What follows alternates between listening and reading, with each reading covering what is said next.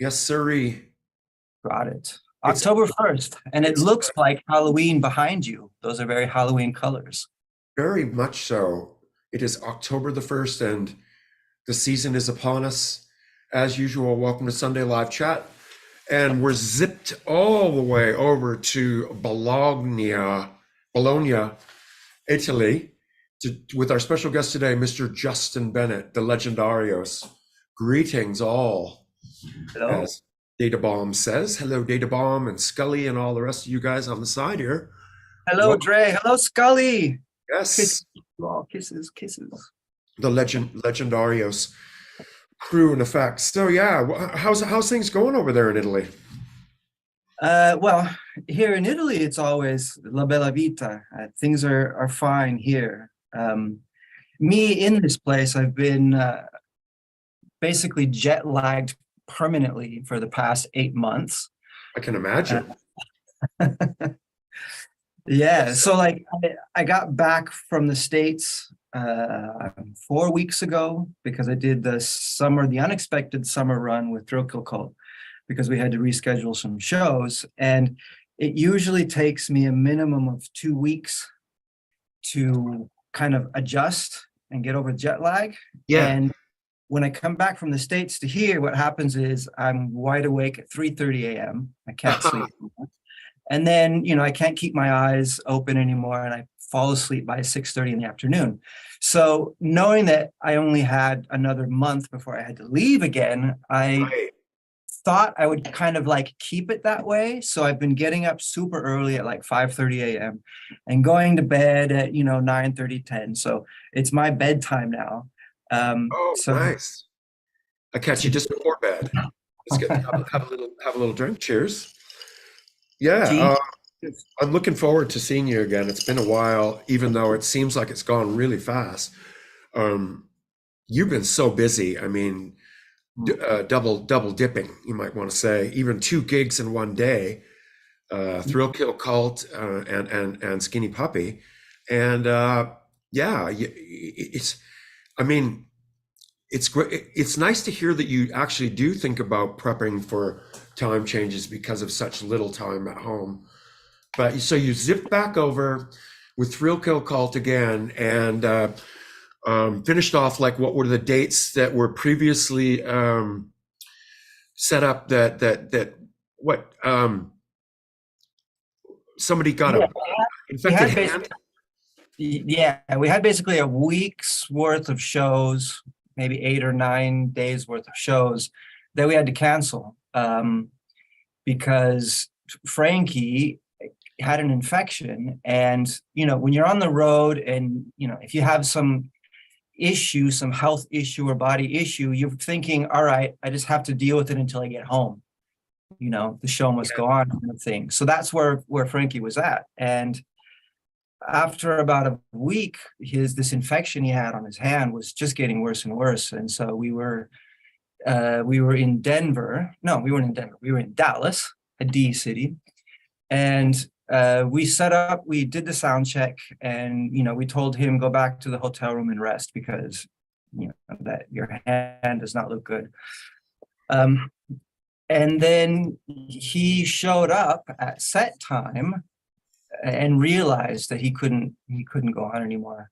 And our crew said, we're taking him to the hospital right now because his hand was swollen and red, and you could tell that he was starting to like kind of feel feverish. You could tell that it was not something that he was going to be able to just let slide until after the tours. So he ended up going to the hospital that night. We had to cancel the show with a room full of people, and we spent the next week driving the itinerary because we didn't know if or when he would be able to join the tour again. God. So we went to, every city for half, hoping that it would work out. And eventually the doctor said, no, he needs to take some serious time to get better. So we went home. Mars rebooked those shows. It was about a week's worth of shows, but to make it worthwhile, it turned into another, 2.5, 3 weeks worth of shows with a bunch of fill-in dates and new pickup dates to make it work out economically. So yeah, so summer, Oh, I thought I was gonna have the summer off, but no, I was on tour summer as well. It's got to be so tough, not only being on tour, but actually being on tour and not doing the show. Because I know what it's like to even cancel one show. You get this feeling of disappointment and you're letting people down and stuff. And then it's like to travel and then continuously do that for a number of cities. That must have been devastating.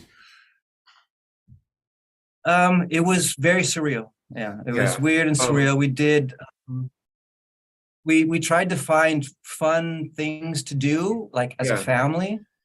We saw a bunch of, a bunch of sights, some really nice waterfalls and rivers and That's, stuff that we normally wouldn't be able to see, but we had the time. And we have to do something, to take care of ourselves psychologically. It was interesting. how did it feel retracing the steps once you got back out on the road just this, last month? Oh, that's a fun picture too. That was the last show in San Diego. So you can see in this picture, you can see Frankie's left hand is still swollen, but this is after he got out of the hospital and rejoined us. And we did the last 3 shows. We did San Diego, Right. San Francisco, LA, and San Diego. So this is in San Diego, and you can see Mars and Frankie. You can see Kanga there. You can see Mimi, our bass player in TKK. And then you can see the 2 most lovely individuals in the world from Adult, one of my new favorite bands. Awesome. They are just absolutely wonderful people. And you can see Adam and Nicola there on the sides. So yeah, he was able to get back with us for the last 3 shows. His hand is still swollen there. Yeah. And he was, obviously kind of in a weird state mentally, because that's a scary thing that happened. Look, there's Dre. Hey, Dre. Yeah, this is at the LA show when Frankie came back. You're able to finish. Yeah. But yeah, seeing him a month later, 6 weeks later, whatever it was, for the summer run that we did to pick up the lost shows, he recovered like a champion. I have no idea where he gets the energy and the creative oomph that he has. Like, Yeah. he seemed more on fire than he was before. It's quite amazing. He's really inspiring. He has probably felt like that feeling too, where I got to get out there and I'm going to make up for all this, anything, So yeah, big up to the spirit of the band continuing. Yeah, scary experience in the hospital. Once you're out, you're like, all right, I've got to live life again. So it looks like, yeah, more dates coming up here starting on October 19th? Yes, in 2 weeks I fly. That's in 2 weeks. You're back again.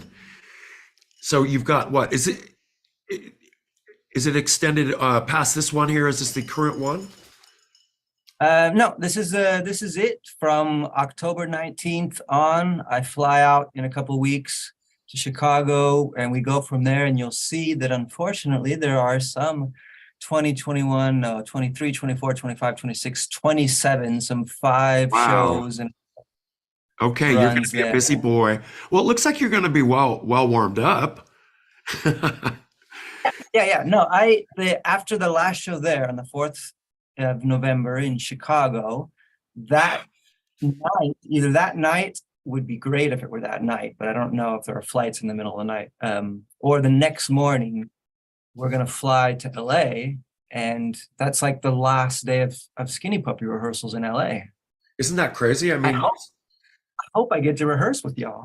Yes, I mean, we got to wait, right? We kind of got to wait for a nighttime rehearsal with you, because rehearsals we've had to do it before, because you live in Italy, that we've had to meet up before, and you're a pro at that, and we always know that, like, when you show up, that it's actually harder to practice without you, but when you show up, everything all tidies together. So yeah, we know November the 5th. It's fine. It's still like psychologically tough, even though we know that we're pros and we'll get it done. It was nice to run through the set with y'all before we go to Dallas. No doubt. So is there any more double bill shows happening where you got to do two shows in one day like you did at Sick New World? No, I think that that was quite a day. Look at that picture. So amazing. You had like 40 minutes to run between Not even, bands.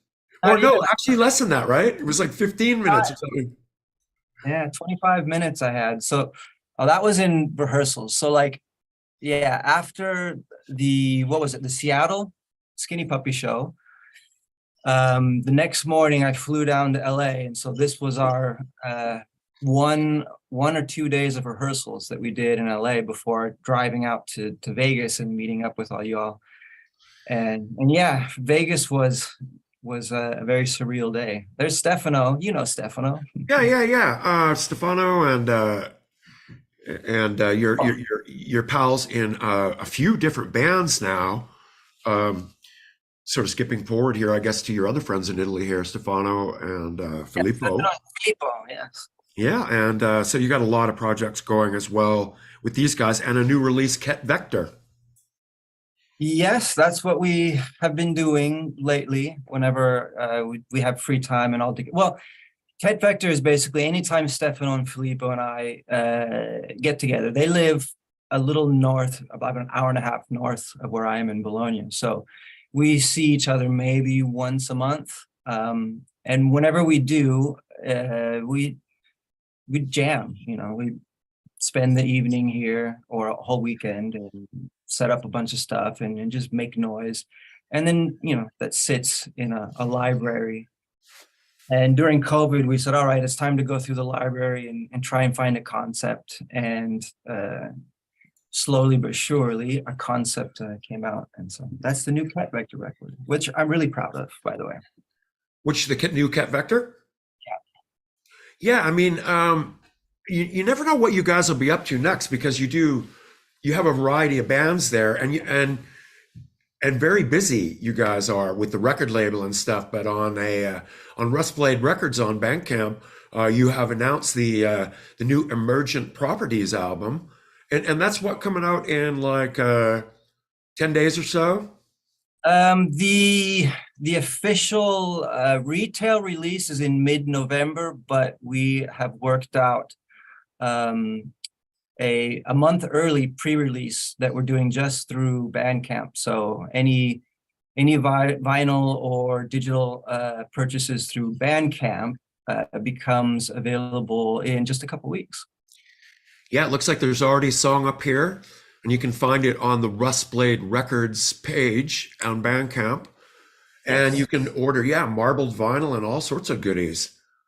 And it sounds really cool. I mean, we were checking out your studio there for a second, and is that a combined studio between you all, or do you have a rig too?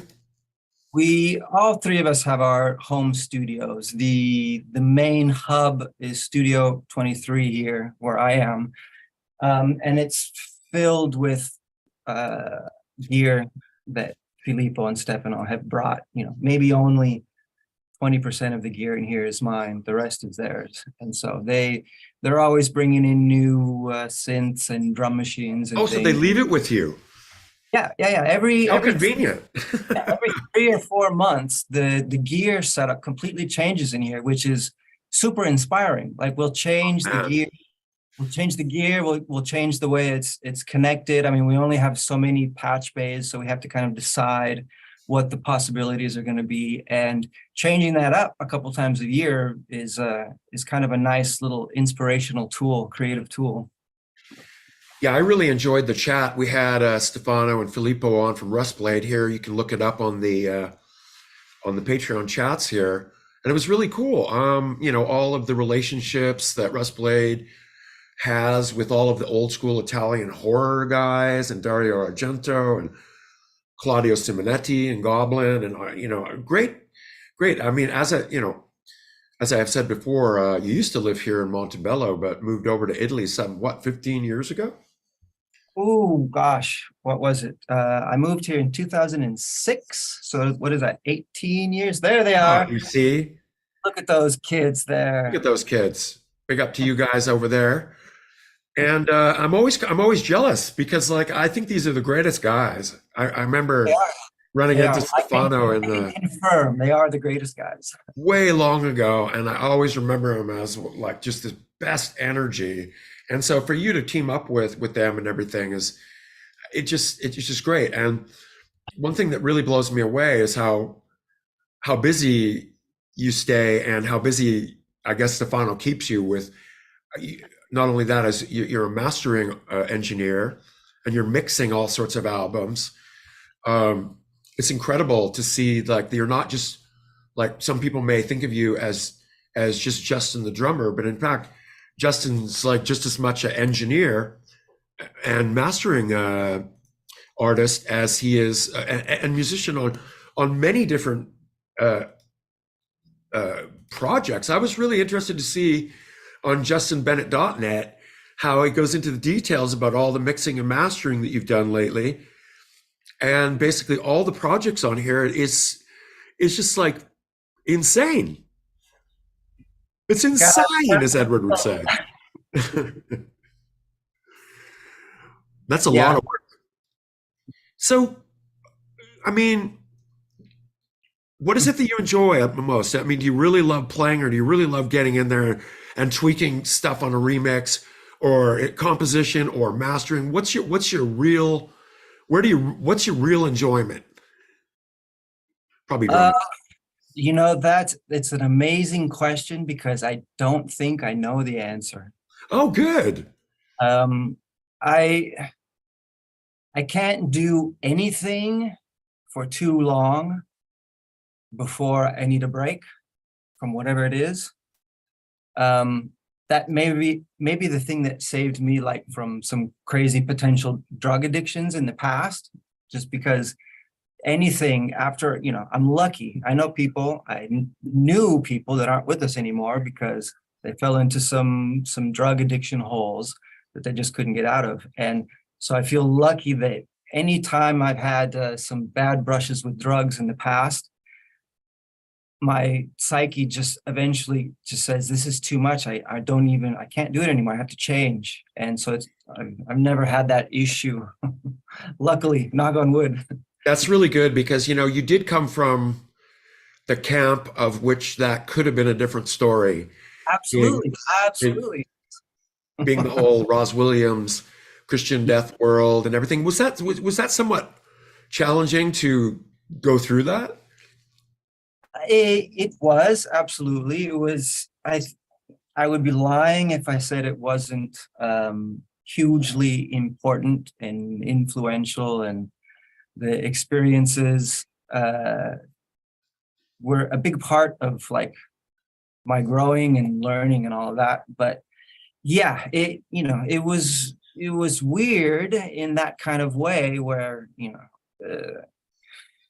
there's some drugs going on that are kind Yeah. of uncomfortable, and you just see that you either get out or it goes bad. And that's what happened even in that case. And so when unfortunately Roz, who at the time, that was in 98, I was in a band with him and Paris Adonis, which is actually how I met you. Yes. Um, and yeah, Roz was doing well, but he was struggling with being clean. And his one of his partners was struggling more than him, and ended up passing away. And that was kind of like the end of the line for Roz. And so So when sad. when that happened in 98, when Roz left this mortal coil, um, I had to completely uh, change ecosystem. I had to uh, change who I was hanging out with. I had to change where I Yeah. was living, and everything. Like it was a tough and interesting time. But I mean, Yeah. I would never trade away the time I had with those folks at Yes. all. Very vibrant beginnings. Paris, very talented. I remember that I had just moved down here to LA and I went to Nina Hagen and Roz Williams was standing right next to me. and I was like, hey, and I thought like, oh, maybe I'll get to know this guy, but then he literally died like about 2 months after that, and it shocked me because I just met him as well. So it was like kind of like it was kind of like a similar thing coming out of Vancouver where everybody was like going through the big challenge of like, can I make it through the hard drug scene? Yeah, And so, yeah, it was kind of evident that it was potentially also happening down here as well. So, kind of crazy. yeah. Don't do drugs, kids. The what? I said, don't do drugs, kids. Yeah, yeah. That's the lesson that I always find that I was doing a chat last week about the lesson learned is find your road back. You know, Hmm. that's truly the gift, and your gift was escape. And Justin, I was looking at this and I was seeing this. In 2001, you came over and played guitar on Bob's Shadow. And until I Yeah. saw this, I was like, I didn't actually remember that. Can you remind me of how that happened? Okay. So let me try and remember. So yes, 2001. I think it was 2000 or 2001 that I met Yeah. you through Paris. Um, and I had hung out a bit.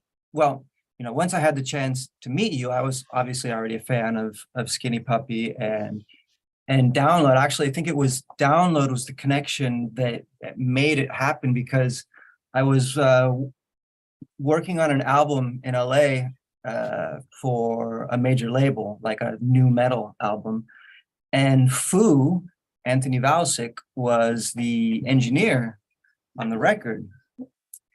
And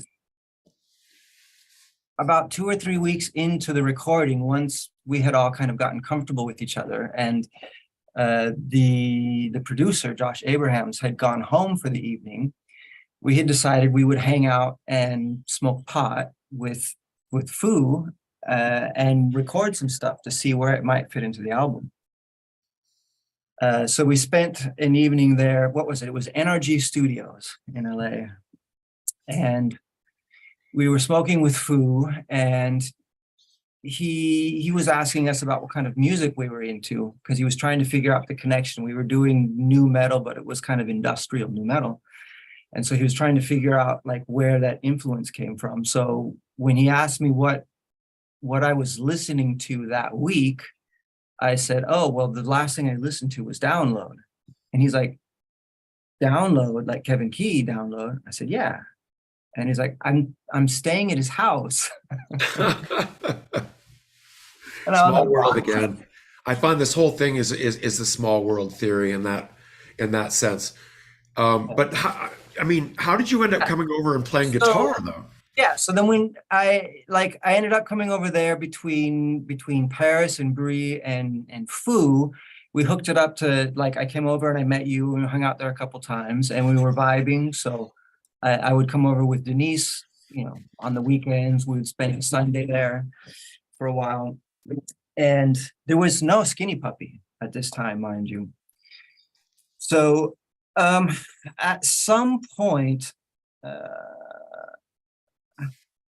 let's see, 2001. Dresden was 2000, right? Yeah, yeah. We Okay, had so done the reformation, but we hadn't yet yeah, begun yeah. stuff. So in 2000, I was at your house and you broke the news to me. You said, "Hey, Skinny Puppy's getting back together." Dot dot dot. And so like I was like, "Oh my God, I've never seen Skinny Puppy live. I'm gonna get to see Skinny Puppy live. Oh my God, tell me more." And you said, "Yeah, well, it's just for one show and it's in Germany." I was like, oh, okay. I guess I'm not going to get to see Skinny Puppy live. But not too long after that, maybe a month or two after that, I came to your house and sat on your like your veranda porch there outside the kitchen and smoked a joint that you had rolled for me and No way. sat there in the cool spring air in LA and smoked this joint while you were downstairs in the studio playing through the Dresden set, rehearsing. Like you were just by yourself down there, but you had the PA on and you were playing through it. So I sat there and listened to you play through the set, smoking this joint, thinking, Wow. close as I'll ever get to seeing Skinny Puppy live. It was quite a phenomenal experience for me. Was it loud outside that room? It wasn't super loud, but I could hear it well Yeah. enough. Yeah, Everything yeah. I wanted to hear. So that was in 2000. And yeah, at one point, who was it? Frankenstein, I think, was in the studio with you when you were working on the Ghost of Each Room. Yes. For And I sure. had been, yeah, like I had met him at your house and I had started talking to him about engineering stuff for like the work that I was doing. And he started giving me a bunch of pointers and was like passing me plugins and stuff. So I had been talking to him in kind of a work capacity at the time. And he was like, "Oh, we're recording right now. You should come down and listen to what we're doing. We're doing a download." And so I was there at your house and you guys were working on a track. And you were like, "You know what this song needs? It needs some guitar. Do you want to play some guitar, Justin?" And I was like, well, That sounds okay. like me. Yeah. And you pulled the guitar down off the wall. Just pass you any instrument. Want to play some ukulele? And so that's how that happened that afternoon. Oh, that's classic. But then was that had to have been the time where um, someone said to me, "You have to hear Justin drum." When I said I probably should find somebody to drum it. It's like the first suggestion that came up was you, and they said, "Well, you should hear Justin drum." And so, how long after that was that all of a sudden you were in that room on that drum kit with pressure on? Yeah, I don't know. I was at your house and you said, you know, the show in Dresden kind of, sparked something, and we're doing a new album right now with Mark Walk, and we're going to do a tour. And like the way you described it to me, you said we don't want to replace Dwayne with an outside keyboard player, so I'm going to play keys. So I want to find a drummer. And I was like kind of starry-eyed. I was like, "Oh, really?" But you said, "Yeah, so but we're gonna have auditions. So if you want to audition, I'll give you a day and a time you can come down and audition." And I was like, "Oh, fuck. Ah, yeah. I have to go up against like whoever the top dogs are in LA. I'm fucked." And so whatever it was, a few days later, a week later, I don't remember, I came down and yeah, I was down on the Drumosaurus in the studio, and I think you piped in, what was it? I think it was, Hard set head. you played Hearts at Head and maybe Inquisition. I think you said something about, well, let's didn't you suggest what song? I mean, I would think like throwing your hard set head would have been like Yeah, I played two songs. I remember Hearts at Head. The second one, I'm not sure. I want to say I Inquisition. the reason I remember hard set head so much is because like you were playing so tight that I actually had to turn down the tracks to hear that you were actually playing it so tight that it didn't sound like you were actually like it sounded so tight that you weren't making any mistakes. I thought like, wait, that can't just be him. It's like pulled it down and I was just like gasping and like how in there you were that I think by the second song I just pulled down the volume. I said, okay, no, that's it. I don't do any more auditions. This is the guy. He's got the job. You didn't tell me that though. You didn't tell me because I played through those songs. And I remember like, I think you told me the day before, you're like, "Come down tomorrow afternoon for your audition." And you said, "I'm going to have you play Hearts at Head. I don't know if it's enough time for you to learn it." And I remember thinking to myself, like, I know this song like the back of my hand already since that album came out. That's Uh, good. yeah, Yeah, I but remember you knew all the breaks and you like the thing that's funny is even now as we play that song live some 20 years later, I still look to you for the cues of when we come back in because when you're playing and you're doing my brain isn't going 1, 2, 3, 4. My brain is going and then I look over at you and it's like boom. I'm like, okay. It's just like it's so killer to have somebody on like the timing is just so on it. So I noticed that from day one. And now it's been 20 years, and he's still like just dead on the man, and nobody could ever say anything but that. I mean, You got you, to bury the click, right? That was always been the thing. They said yeah, playing with the click sucks. I don't want to play with the click. No, if you do it right, you won't hear it anymore, right? yeah, Like that. exactly. I mean, well, I guess like for us, it's not so much playing to a click as much as playing to sequences and parts of the song and so on like Oh, that. Does that make it easier? um, well, here's the fun thing. I mean, a lot of people ask me about the click when playing along to industrial music. And when they find out that there's no click through the songs for Skinny Puppy, they're like, what the fuck is that all about? I And know Aaron, our new sound man, that's the first thing he said to me is he goes, Justin doesn't play to a click. He was baffled. yeah, well, I mean, it doesn't seem too strange to me because there's so much electronic drum machines and percussion and rhythmic sounds going on that it serves as a click anyways. Yeah. Um, the very few moments where there isn't anything, we've actually added a little click, but that's all. The thing that,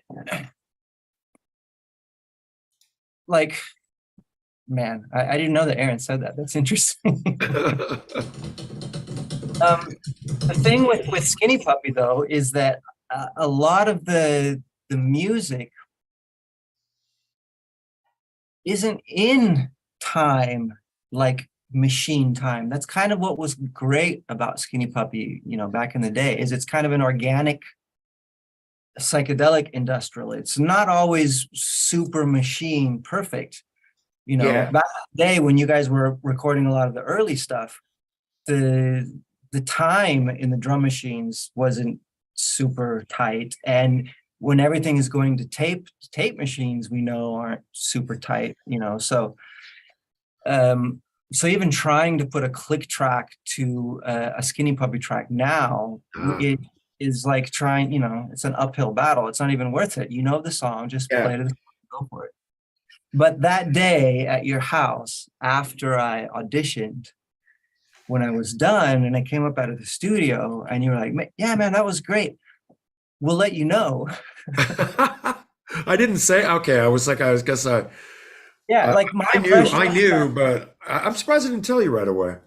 my impression was that, oh God, who else has to audition? But it was that night or the next morning when you called me and you was like, if you got the gig. And Dude, no, but the thing that I notice, and I think everyone that's worked with you notices, is that I don't know many drummers that are as on it as you, other than say maybe this guy I know named Danny. But between you and Danny, it's like knowing both of the drummers that are as insanely good as you guys. Like one thing I really dig about our tours is when you go through your warm ups, oh wow. and you'll just be like locked in your elements, and you'll be like, "Hey, this is What it." you were just doing when I was like, This is one of your videos. I've never seen this.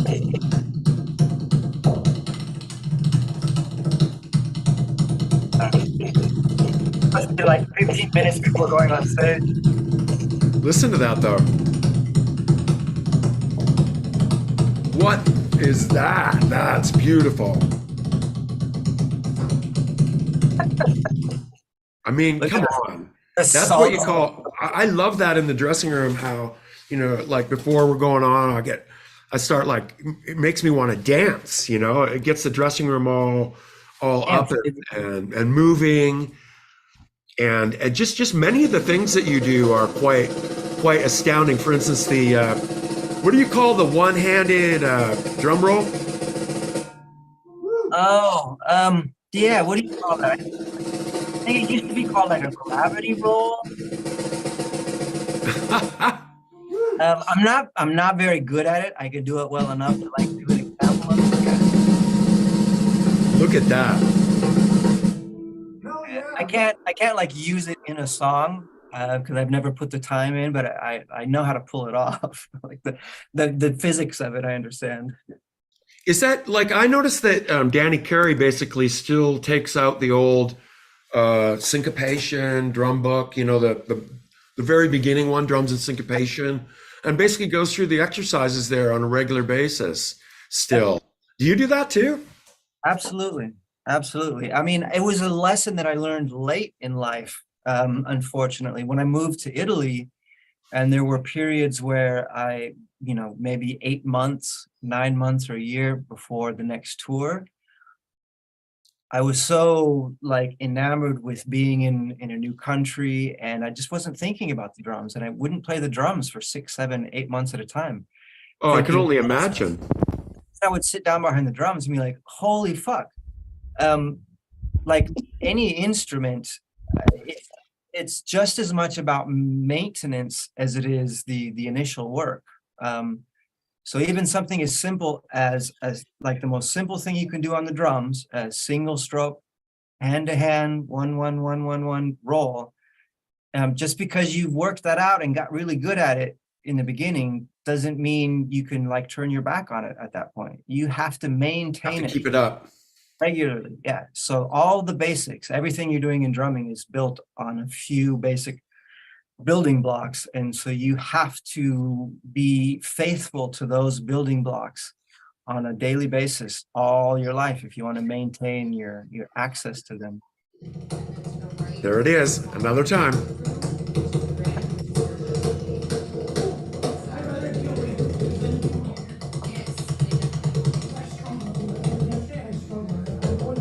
Hey, here's some of our crew. Oh, look. Yes. Great. Oh, I can't wait to be back out with you guys. Look at that. Yeah. You know, it's like, well, guess what? Today being October 1st is my first, like, it's my first rehearsal day for the tour. Tomorrow is my first full rehearsal. Okay, here I go. Mine too. And so, but are you still like jamming on that thing like daily, or what do you shift between things? Yeah, I have to shift. The past 2 weeks I've been in my rehearsal spot where the drums are, recording drums for an album for an English band called Die So Fluid that I've been working for a few years now. Really great songwriters, not industrial, but modern. So there's some electronic elements here and there, but it's mostly straight ahead. I would call it alternative rock. They call it post-punk. But it's like based on the songs. Really good songwriting. They're so good at songwriting. I don't know how they do it, but. And what's the name of the band? Die So Fluid. Okay, and that will be on Rustblade or another? No, I did an album with them in 2018. I helped them finish the album. I recorded the second half of the drums and then mixed it for them in 2018. And since then, we've just been doing singles, and we want to put out a new album now, but I've just been really busy this year. So I tracked a couple of songs the past couple of weeks.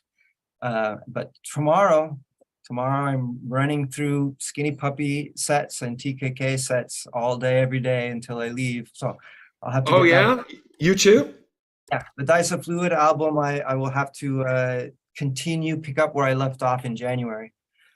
I got done what I could while I was here, and so yeah, tomorrow I do my first run through of the full Skinny Puppy set since Las Vegas. Same. I'm going to see just how completely useless I have become. Right. Well, the thing is so sad. It's motor memory. Hopefully, you say to yourself, hopefully, and the thing is, you get back in, and by the time the first full band rehearsal, unfortunately, you can't make it till the 5th, but is on the 1st. So I give myself a month, and then I should be well oiled up. Well, let's hope, above and beyond. And we're ready for the next leg of our tour, which is super exciting. It looks like you might almost want to call it a residency. We're going to have a couple residencies, yeah. Yeah, how many shows there are in some cities. and it's kind of exciting to play like what is a string of shows in Canada that are what's really weird is that Edmonton is Dwayne's hometown, Calgary is Ogre's hometown, and Vancouver is my hometown. So essentially, we're playing a string of our hometowns. I didn't And know that. Wow. yeah, and we haven't played Edmonton or Calgary in 30 plus years. I think we were thinking to ourselves that we hadn't played there since Bill Lieb was in the band. So I'm really happy to be returning up there to Canada, especially with you, and being able to, present like something that we haven't ever been able to do in that region before. So it's going to be a gas, the twin shows at the Commodore Ballroom. Of course, that's kind of like an institution in Vancouver. We're going to be in Canada for like over a week, aren't we? It seems so. We'll be saying A by the time we leave. Hey, I'll be eating Probably a lot have of have some poutine and all that sort of stuff. A. And then we'll be back down for a trio of shows in what I hear is a brand new sound system Fillmore. So that will be exciting. We're trying Fillmore to. in San Francisco. Wow. I've never played a residency in San Francisco, nor in Chicago, nor in Los Angeles. Yeah, I don't think I have either. So Chicago, House of Blues, I think we've done that many times. Is like home away from home type thing. San Francisco, it'll be interesting with the new sound system. That's kind of exciting. Anaheim for your Orange County people, and of course the residency here at the Belasco House. The I've final never been shows. there. Looks great. Yeah, 4 shows. I mean, does that 4 shows kind of sound a bit intimidating? Well, if there wasn't that day off in the middle, oh, look at that. That was where were we? We were in France when this picture was taken.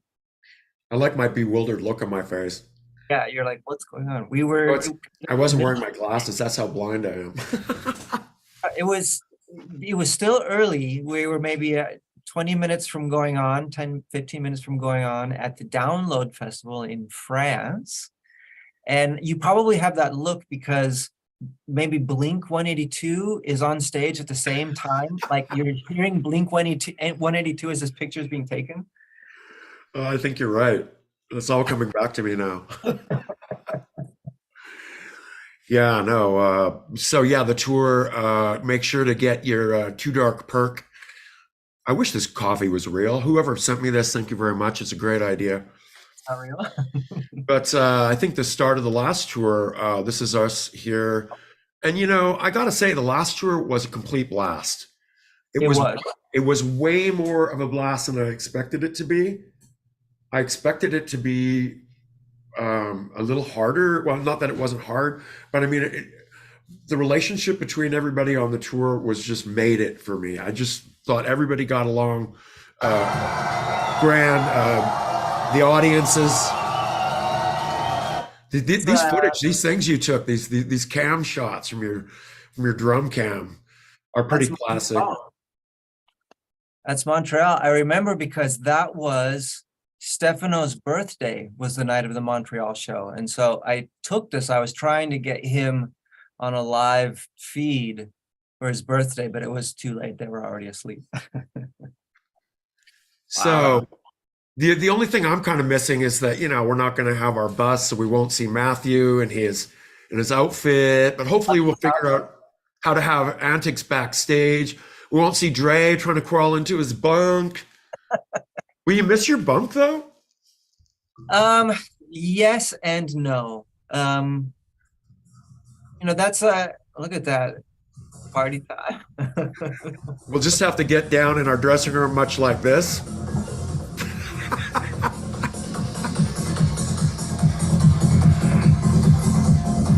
Back up. 1, 2, 3, go. My Yeah, God. that was one of the last shows because People have always wondered what goes on backstage. It's like, well, that's pretty much us before a set. Is there any Waffle Houses on this tour? Waffle House. I actually don't You know. don't know, I don't know. I look to you for the Waffle House itinerary.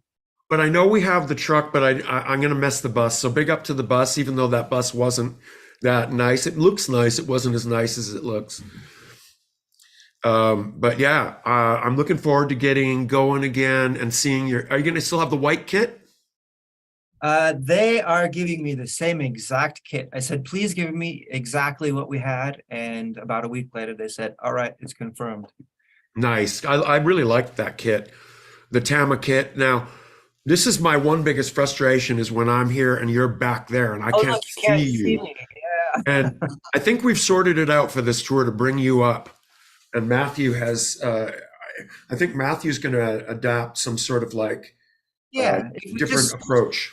we just swap Matthew's setup there, which is downstage, right? Yeah, With the drums. I mean, he doesn't have to be where his setup is. He can walk around that's all right. in the show. We set him up So- like a tool type thing where he's up on a platform in the back would be really cool too. But not always being there. He can go wherever he wants. Yeah, he's I mean- gonna be all over the place all the time anyways. Like, you know how he is. He's gonna have vampire fangs on it and come up into your world and like bite your neck during the show. If the vampire fangs come on, you know he's comes right in your setup. Yeah. So basically, yeah, you know, I'm looking forward to it. It's going to be a blast to do it. I know that we've got a lot of, I think it's only like 8 or 9 cities, but it's something like 17 shows. So it'll be kind of interesting to see what happens. We'll have to Have a lot of downtime. continue with our tradition of taking some pictures with you folk out there that are so kind to raise your hands in the audiences. Audience appreciation photos. Yeah, we never did these before, and I think they became quite a blast. But there it is. And I do believe we have the exact same crew. There is no changes as far as I know. We'll have Lead into Gold, and we'll have all the boys. Dre went and saw Lead into Gold a couple nights ago here with the festival, and they've changed their set around. Apparently, it's a bit different. So apparently, Josh tells me it's more kick-ass. So I hope he has the guitar. I think he has 2 now. Yeah, I There saw. they are together. Oh, look at that! It's never easy to play drums when you see that guy looking at you. Tell me about it, right? It'd be like the whole time you must be thinking, oh shit, oh fuck, I better. But no, Justin, you're on it so much that. Did you drop a Every stick 5 that night minutes. or anything? No, like, yeah, I mean, you know, he's tall. He's as tall as you are, so I could see him very easily during the show. He's like the one head that's sticking up there over everyone else, and you know, he's a Skinny Puppy fan, so regardless of what I'm doing, he's just like a big beaming smile the whole time anyways. But yeah, it's like every 3 seconds I'm like, oh, that went well, he should like that, and like, oh my god, that sucked, he's not gonna like that, you know. Yeah. Oh, well, I'm glad you think the same way I do. I mean, if I was, I'd be the same way. But great thing about Danny is, yeah, he's always been such a supporter, and he flies in for the shows. So basically, you know, he's gonna have fun, and I'm really looking forward to it. I don't know. I don't know if there's any differences to the show or whatever. I guess we can't give that away anyways. But Well, there are. oh, like, look at that. One of the things that I get asked a lot, and you know, like in the age of social media, it's kind of difficult to navigate when you are like a pizza with hot dogs on it. When you're dealing with like firsthand interaction with fans via the internet, I'm not sure how understood it is, the fact that a Skinny Puppy show, as it's seen, so the stage show, is never, ever, ever the same at the beginning of the tour as it is at the end of the tour. Yeah, We have talked about it before, like most of us have no idea what Ogre is going to do exactly. show until we start, because We'll find out basically. yeah, we don't really have the means to do full production rehearsals before the show. So a lot of these things get fleshed out on stage, and that's kind of part of the beauty of it. So Yeah. I mean, there were some people that were talking about collecting fan videos from one of the first shows of the tour this year for an unofficial fan tour documentary. And I didn't know quite how to explain that you don't want to do one of the first shows because it's just like taking flight. It morphs and it evolves and things get added, things get taken away. And it's never, ever anywhere near the same show at the beginning of a tour as it is at the end of the tour. And the same for different legs. It's going to be, I know a couple of things he said to me, look, I'm playing on The Ghost of Each Room. Yeah, look. So yeah, I don't know exactly. I heard that Dustin and Ogre were looking forward to having time out there at Uncle Studio when you guys are there to work on show stuff. They have some new additions and some changes planned. As far as song choices, I don't know. We have some things to talk about. I don't know if me and you will discuss that on our own. God, I still can't believe that's a Skinny Puppy gig. Yeah, look at that. Wow. That's just unheard of. Oh wait, so this Oh, by the way, Skinny Puppy got asked to play the Super Bowl. I'm kidding. That was Boston. I think that is Boston. Fenway. Great venue. Absolutely amazing venue. There was a few amazing venues on the tour. This and the Met in Philly, and I believe I think those two were just breathtaking. In Seattle. And then this is our annual nightly smoking fest. I love that photo. Yeah. This is the mistress of visualists, Caitlin, in the front, and this is our tour manager, Lauren, there behind her. And then this is Diego, our tour merch guy. He will be manning the merch booth on the tour again. By the way, I have to tell you that the merch on this tour is I think the best merch I've ever seen us have. So be prepared. Alan Yeager, back on board, and as well, Axel has got some new designs as well. So we've got Axel and Alan, and together between the two of them, it's just. I mean, even I'm like, well, I gotta get that one. I gotta get that one. Alan Yeager to me is an unspoken hero. He's one of the greatest artists of our time. I met him like in '96 in New Orleans outside of the Howling Wolf when it was 100 degrees at midnight in the summer. And he's just always been the most like his personal vibe matches the greatness of his output artistically. I agree. I mean, this is like The Last Supper. Have you seen that? I have not seen that. It's pretty funny. Just some classic memes coming being sent my way from people. I really appreciate it. Like some great shots over the years. Oh, that's good. Yeah, that was probably I versus Spy. That was the end of that tour, the end of the I Spy tour. Until this tour, I would have said the I Spy tour was probably my favorite tour that we ever did. But honestly, this last tour has to be my favorite, except for when the bass player of Aerosmith joined. Oh my God, that's right. And that's the shirt with the drumsticks making a cross. Yeah. Oh my God. Yeah, we tried to get him to join. He was like, what's his name again? The bass player of Aerosmith? That 2010? Yeah, I can't remember. But yeah, that was a sweet moment. We get to visit sweet sites together, like locations. I think this is a Lucio Fulci location in New Orleans, and other great things. And that's the nice face I get to look at. That's what happens when you make me smoke weed on a show day. Yeah, and the thing is that Justin won't smoke weed before the show. So just so you know, he has to keep his regiment, and he will barely puff. And what do I say? Maybe you'll take a hit or two, but before, no go. What do I say if you try and offer me a hit before a show?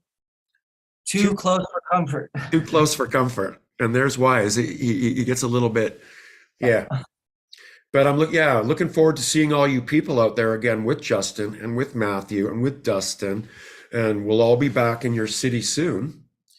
And so you've got to go do your tour first with Yes. Thrill Kill, and then straight into us. Mhm. And I mean, I don't know. I guess you're prepared to do it. I am You're ready. ready. You're ready to go. Well, I'm pretty ready My to go box- as well. But first, let us take some questions from you guys that have posed some questions here so nicely on the Patreon page for Justin. Yeah. Let's see if I can get it orderly here. Hang on. Viniles. I did this last week and accidentally stopped the chat. So sorry about that, you guys.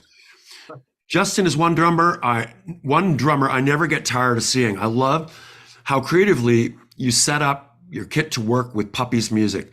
What's your favorite track to play live? One where if you could only play one track, it's got to be that one.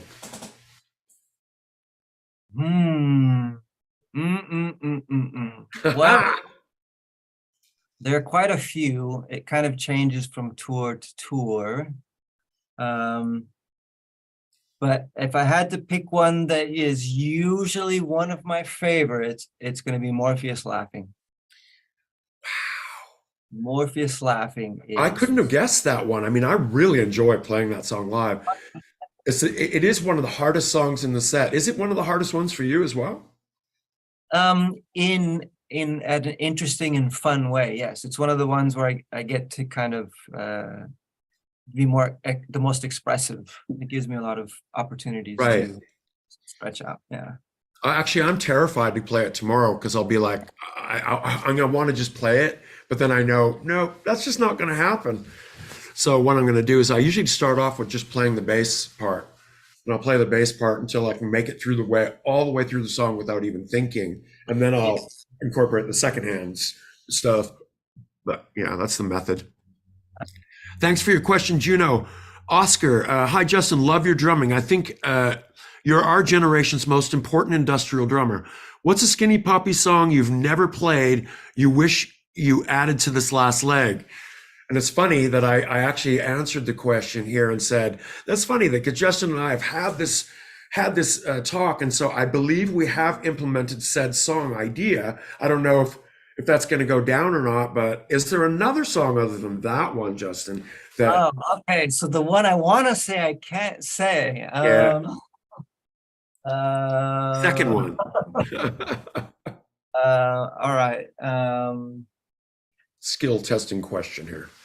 Wow, this is a tough one. Okay, so it's probably going to be something like something off of Last Rites that we never That we did, never but played.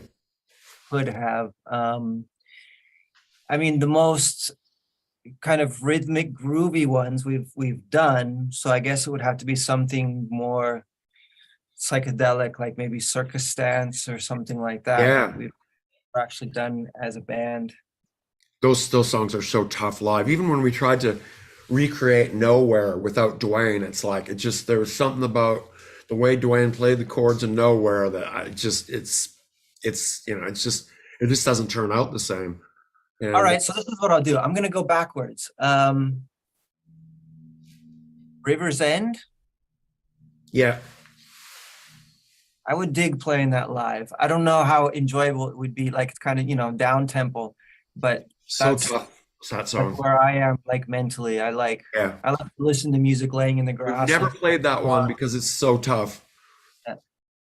It was more of a studio composition. Yeah. And one of those type of things. Droid Harmony. After the first leg of the tour, the drum cams he posted are pretty incredible. Yeah. I've never seen someone so energized all the way through, not only one, but two tours back to back, eager to see what he has to say about his adventures without SP and Thrill Kill Cult this year. What is Justin's daily regime? Typical breakfast on the road, exercise, etc. Uh, Good question. oh yeah. Don't eat hemp fiber. No, don't eat hemp. It makes me allergic. I can smoke it, but I can't eat it. I like to eat oatmeal in the morning to keep the gut moving. Get you going. Yeah. Walking, daily walks, especially after meals. Um, I don't do a lot of exercising or anything. I What about mean, stretching? stretching always. Stretching before every show, every practice session, always, always, always stretching. Very important. Yeah, Um, that's something that as I find that, as especially as we get older, as I'm speaking for myself here, oh, no, me too. I'm Yeah, yeah. I'm in need of like I never used to like chiropractors or the idea of them, but now I can actually see it. Well, I can maybe get the idea why they exist. But no, your drum cams that you post are pretty sick.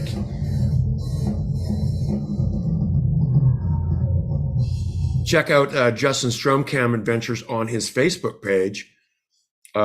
Justin Now Bennett. go to my YouTube, because no one goes to YouTube. Oh yeah, it's better on the YouTube. I don't know, but I mean, they tell me I should try and get my YouTube going. I post everything over there as well. Okay, so the full video is on YouTube. I get it. Yeah. So all the links are also here. If you're on Justin's Facebook, you can also.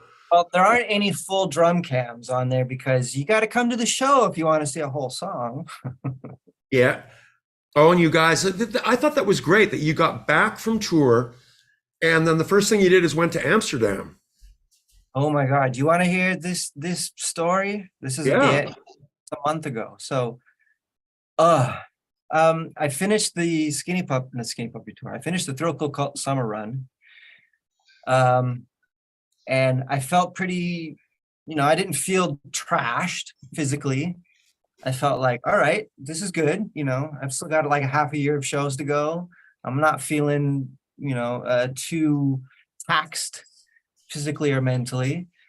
I went to LAX and waited for my flight. I had a very late flight. I think it left at like 11 or something. So I went to LAX and had dinner, had a couple drinks, and waited, got on my flight, was able to sleep for a good portion of the flight, got into London Heathrow Airport at 10:30 a.m.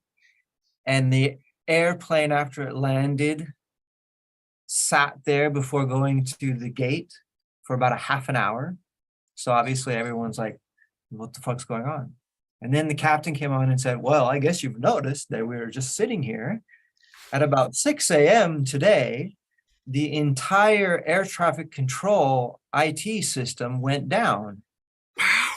So they can only manage flights manually. So we've gone down from about 80 flights an hour to 5 flights an hour. Oh wow. So we don't have a gate Painful. yet. Maybe we'll have a gate in an hour. We'll let you know. It was about 40 minutes sitting on the plane, 40 minutes more. It went into the gate, we got off, and he's like, the captain was like, all right, we're going into the gate, but if you have a connecting flight, there's a very good chance it's been canceled. So I'm like, fuck, 2 days, I have a flight to Amsterdam with all my friends. So I got into the terminal and I look up my flight on the board, and my flight is one of the few flights that's not canceled Oh, from thank God. London to Bologna, but it's delayed from 5 in the afternoon until 3 in the morning. Oh no. So I'm like, well, Jet it could lag. be worse. Yeah, I'm like, it could be worse. Fuck, I'll just be hanging out on the airport until 3 in the morning. So I go to the bar, I have some food, I have a couple drinks, and I come out of the bar and look at the board again, and my flight is canceled. Oh no. So I go to British Airways customer support thing there, information in the middle of Terminal 5. And of course, there's like 1,000 other people doing the same because all the flights are canceled.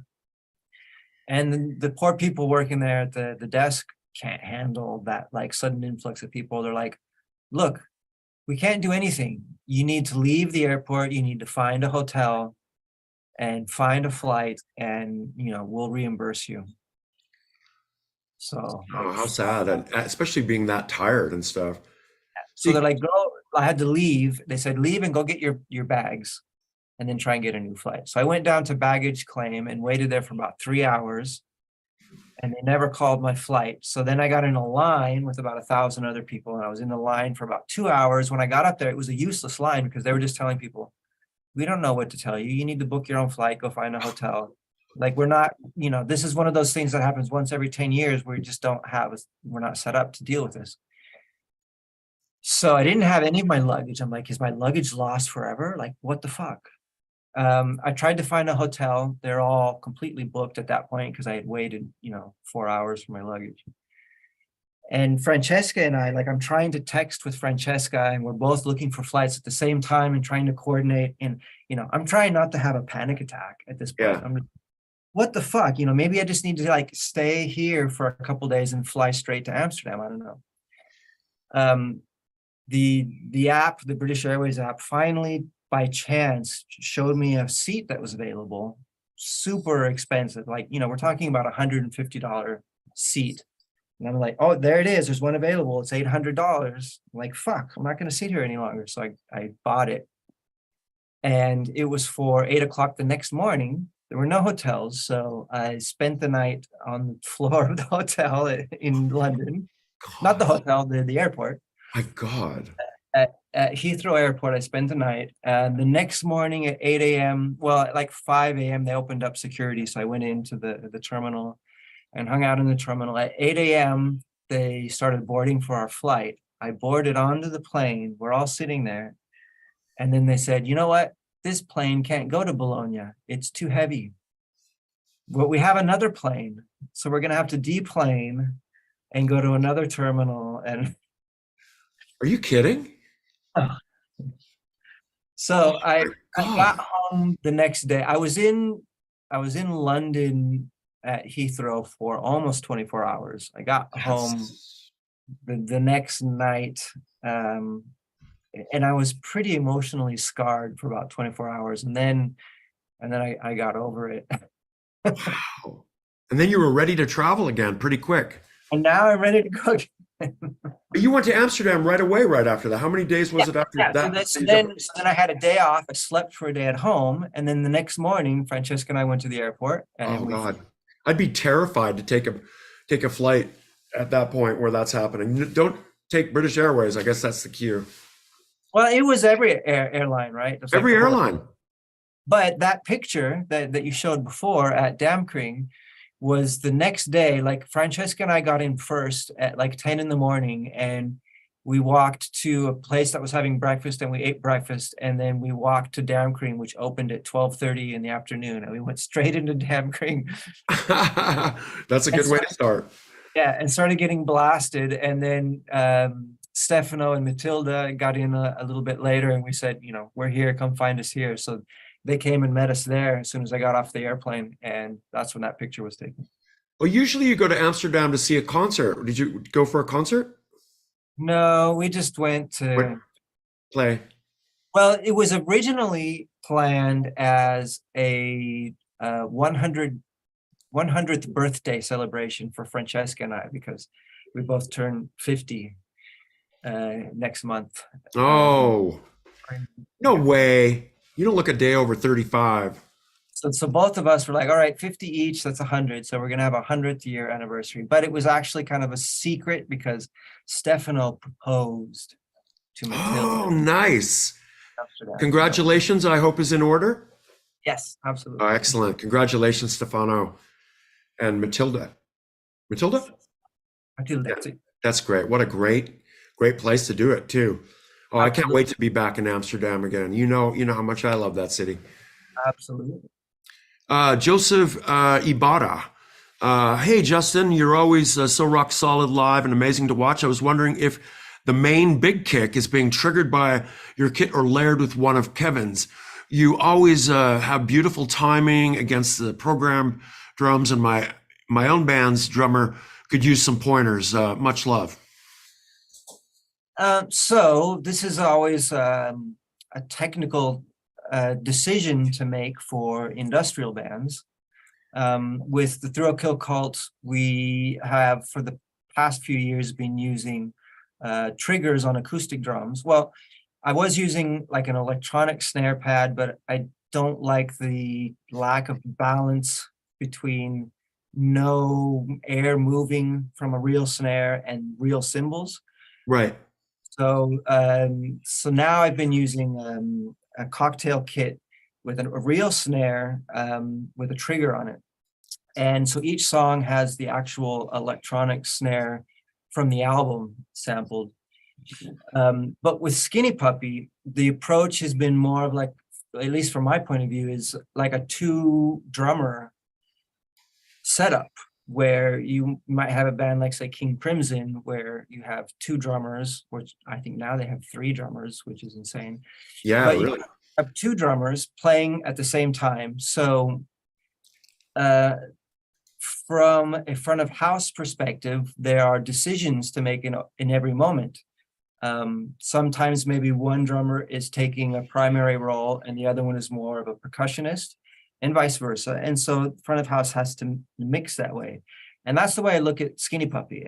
Skinny Puppy for me is a 2-drummer gig. There are 2 drummers playing during the show. Just one of them is a machine and one of them is a human. So I have to make a decision in each song about how to interplay with the other drummer. Sometimes, there's a lot of Skinny Puppy drums where there aren't really heavy kicks and snares. It's more percussive, and so I'll take that role. There's other ones where there's a very definite electronic kick and snare, and so I'll just try and back that up and maybe do some over-the-bar things. And I've talked to Aaron about that. Part of the fun for him too is mixing that from song to song. So there's some songs where the electronic drummer is taking a primary role and I'm doing more of a percussion reinforcement thing. And there's other songs where it flips back and forth. And I mean, for me, that's kind of the creatively the perfect way to go, because you have a lot of freedom, a lot of room to express yourself. Not just for me, but Aaron as well, front of house. Yeah. Must be really fun. Absolutely. And I gotta say, rock solid is the word. Big kicks, yep. Thanks, Joseph, for your question. Brian, thanks, Justin, for being such a badass drummer. Also love the drum stuff you post on your YouTube channel. Oh, there's YouTube mentioned. What is your YouTube channel name? Good question. I think it's Justin Bennett Drum Stuff. Okay, Justin Bennett Drum Stuff. We'll post it on here. What are your thoughts, feelings on Skinny Puppy retiring, and what else is on your musical bucket list after being a part of so many iconic bands? Well, I'm trying not to think about it. Yeah, we don't think about that. Live one day at a time. That's what we say. Hey, Justin? Yeah. Shannon, hey, Justin, how did you get involved with Roz Williams in the 90s? My stepdad, Chris, played guitar for him on his European tour. I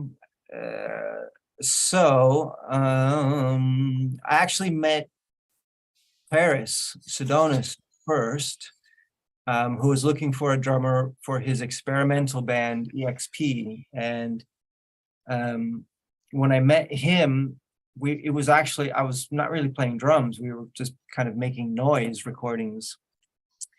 But he wanted to do live shows with this idea. So we started trying to figure out a way to present this with live musicians. And there was a lot of, what do you call that stuff? Like performance art. Yeah. It was kind of a theater and with a soundtrack, a lot of improvisation. And Paris was at the time in Shadow Project and the Roz Williams incarnations of Christian Death. So that's how I met him. Roz ended up coming in and being a part of EXP. And then I ended up from 96 to 98 playing drums for Roz's solo shows in LA, and sometimes like New York and Chicago. Every once in a while, we would do a little like short run. What is your, I mean, could you see that coming with him, or is it Was that just a complete shock when he died? It was I mean, it's always a complete shock. Yeah. I don't seem to have much foresight. It always seems like a big shock. Whatever happens, I'm surprised. Well, sometimes people are doing things that you could see, oh, that could possibly lead to this, but was he that type Yeah. of person that I mean, you I mean, I'm sure I kind of hoped and wished I was kind of pushing myself, right. trying to guide my life in a certain direction. And so I guess, I was getting lucky, but it was always a surprise when it worked out. Yeah. It's a vibrant beginning, and it's like almost seems like mellow, possibly compared to like Skinny Puppy. I mean, I may be wrong there, but yeah, Christian Death was one of the OGs. Matthew G, what happened with American Memory Project? Opening for Ogre many years back. I have the DVD. Any chance for Ket Vector 2? That's out. So basically, It's actually 3, but yeah. No one knows about the first one. The second one. oh, it looks good. Looks like you got it already. Excellent. I got a copy of it, yeah. White Yeah, vinyl. oh, it's a marble vinyl. The white one. I haven't seen the marble one yet. Ooh. The white one. So no more American Memory Project. American Memory was meant to be a project that had public funding. Like the whole concept was that it was going to be attached to the United States archives, which the name of them now escapes me. What is it called? There's an archive that's curated by the American government of content. And it had a bunch of the earliest audio recordings. It had a bunch of like American Indian audio recordings, a bunch of pictures. Library of Congress. A Library of Congress, yes. And it was called the American Memory Thank you, Project Exit. Collection, yeah. And so it was supposed to be something that we would eventually be able to find public funding for and put a team together. Like we wanted to launch it and then have like a machine kind of take it on from there. And it just didn't happen. Like we didn't find the funding for it. And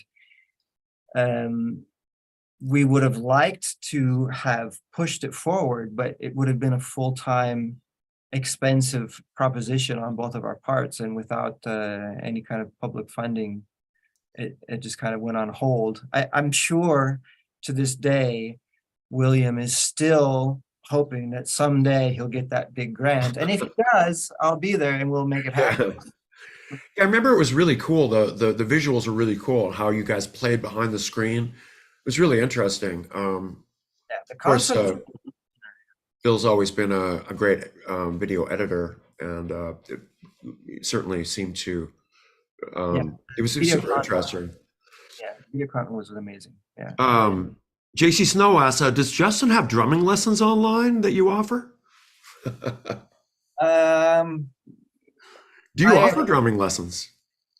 I don't. I suppose I probably might have to once I'm not on tour anymore. I've always felt like I could use some lessons more than I could give them. Wow, that's you see that's modest to the fullest extent, people, is when someone that's really good says, I would really like some lessons. Yeah, that's the way to think. I mean, I probably should. Yeah, I mean, you never know what we'll do after this. Hey, Joey, do you still work? Do you still speak with Paris Adonis? I haven't heard from him for a long time.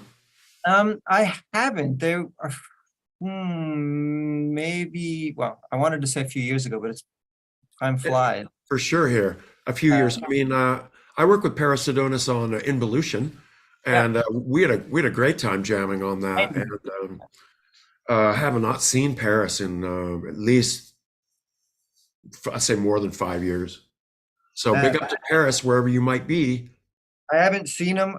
We talked about maybe doing an EXP reunion, and then it came out that there seemed to be some acrimony among some of the people, and I had reached a phase in my life where like I saw the drama and I was kind of like became allergic. So I backed away and but I've been I recently got on for the first time finally, I guess. What do you call that thing? Instagram. Is that what Yeah. it's called? Instagram. And I connected with him on there. And so I've been Oh, seeing the cool. art that he posts. And the artwork he does is still the same quality he's always been doing. So I would like to reconnect with him. Yeah, Absolutely. say hi for me if you do talk to him. And if anybody out there is in touch with Paris, say hi from us. Paris was definitely a very important influence and kind of way post in my formation. I learned a lot from him and learned that I could be okay and not having to make a pop song. I learned that from him. Yeah, he is really fun to jam with too. I really enjoyed making the Involution. As a matter of fact, some people were saying they're really enjoying Brap and Fourth Volume 9. Thank you. There is a song on there that is a jam between myself and Paris. Really? Yeah. Lee Newton, hi, Justin. Can you talk a bit about your approach to playing a live show along with a backing track that contains program rhythm tracks and how it differs from playing a show with no backing tracks, like possibly, I guess, when you're with Peter Murphy or somebody like that. Was there backing tracks with Peter Murphy? No, that was, well, there was a couple songs where maybe I had to play to a click for some additional like key orchestra backing tracks, but definitely not an industrial gig. But yeah, it's like what we talked about before. The main difference is I have to look at it like I'm not the drummer, I'm one of the drummers, and then find the best way that I think works in that paradigm. That's my little rehearsal space there. Oh, the Red Kid. I miss the Red Kid. Do you miss the Yeah, I Red don't Kid? have the Red Kid anymore. It's gone. Poor That's it. thing. Do you know where it went? Yes, it went to Korea. Korea. Yes. K-pop. Yep. Someone came out to like I was here in Italy, and so I had a Skype call, whatever, FaceTime call with Denise where the drums were, and I was talking to the guys. He was looking at them and taking notes. He was already sending notes to Korea where he was going to have them sent. I don't know what they're doing there, but yeah, because that drum kit is actually one of the last made in Japan all birch shell drum kits that Tama made. Those were Really? then, yeah, soon after the production of those moved to China, and then Tama only made the super expensive Star line in Japan, and everything else was made in China. So yeah, And what about the white ones that you have now? Are they are they made in Japan? those are Babingas. So yes, they're made in Japan. Babingas actually are no longer in production because it's a Japanese wood that is now considered endangered. Oh, Babinga, right? Yeah, it's They don't- endangered. So they don't make full drum sets out of it anymore. But So the red one is Babinga or the white one? no, this red one here that I don't have anymore that is now in Korea is birch. Those are all Birch. birch hand shells. The white one that we used in the spring and that we will be using again very shortly is all Babinga. Oh, Shell. nice. I did not know that. That's why it sounds so damn good. Yes, it sounds very good. Yeah, and you know that Danny Carey's kit is also Babinga. Really? Yep. The main kit that he chose for his thing, he chose that one over all those other ones that he has custom made by everybody. He's even had like, kits that are made out of like melted down drum cymbals and stuff like that. The craziest stuff. Yeah, the Peisty kit. Yeah. The White kit. Peisty steel kit. But man, yeah, I'm looking forward to it immensely. And you know what else? Is that if you know something about Justin, you'll know that Justin always knows where all the secret passages are in all the venues. So Yeah. if you ever want to know, like, something, you just got to follow him, and you'll get shown something like this inevitably. How is it that you know about all these? Like, look at that. This was in Canada, right? Maybe this was in Montreal. This was in Montreal, yes. You find these places though. I remember we were crawling through one once in where was that? Milwaukee at the rave. Yeah, the rave. Rave has like secret passages all over the place. One of my favorite buildings in the States. This is the one of the funnest parts. You're like, oh look, this leads here. Oh no, really? Yeah, and why would this part of the building be still kept like this? I would have no clue. It looks like they bury the dead in there. Oh, Definitely. there's Kate. Caitlin. Caitlin, big up Caitlin. Yeah, so if you want to go investigate venues, hire Justin and he will show you all the underbellies of all the venues in the world. Yes, it's true. I don't know if you know any underbellies of any of the venues that we're going to this time though. I do not. Well, I know that underneath the House of Blues in Chicago, where we're going to be playing, is Oh, really? Yeah, underneath there is the last place I ever saw Jamie. What? Who, yeah, Jamie is now the reason why Cold Waves exists. Yeah.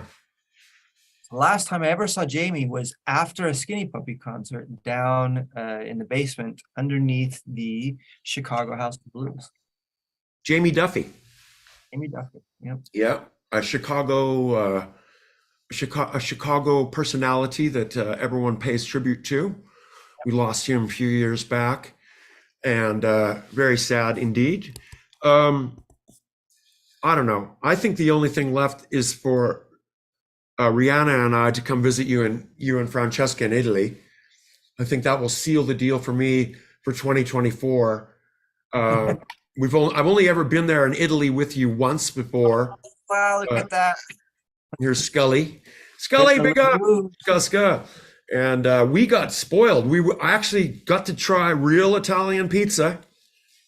And I got to try real, us Canadians, we say pasta, but I heard you have to say pasta.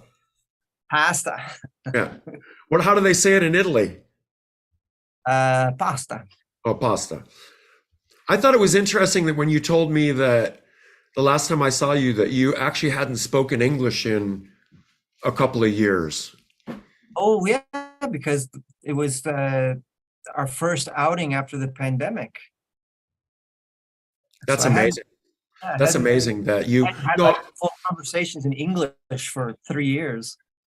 It's amazing that, to those that don't know you, that like one day I was on the bus and I heard you speaking in fluent Italian, and I was like, just did a double take with my ears, and now I've gotten used to it. But man, it's amazing because with Italian, if you don't know it, you can't understand you can't even understand the topic. You can't understand it. So you could be talking about like anything, and no one would even know. But I just find that just so admirable that you took the time to really get inside the language as well as your life there, and it just seems so amazing. And by the way, if you ever find this piece of Italian equipment, the CRB Computer Band 2000, please buy it and I'll pay you back. Okay. This thing is the greatest piece of Italian equipment I've ever heard of or seen. And so I say it seriously. Please find it for me. By the way, did you know that I just bought a Italian synthesizer? Crumar is remaking the Crumar Spirit, but they're only making 100 copies of it. Wow. And I bought I've got a Crumar right there. You have a Crumar? Original Crumar. Well, I don't. It's Filippo's, but yeah, it's right there. Which one is it? Let's see. Crumar digital synthesizer. It looks like it says 052. I don't know what that means. So yeah, I don't know. It looks like a mini Moog. It's in like a wooden. It could be a Spirit. It could be a Spirit.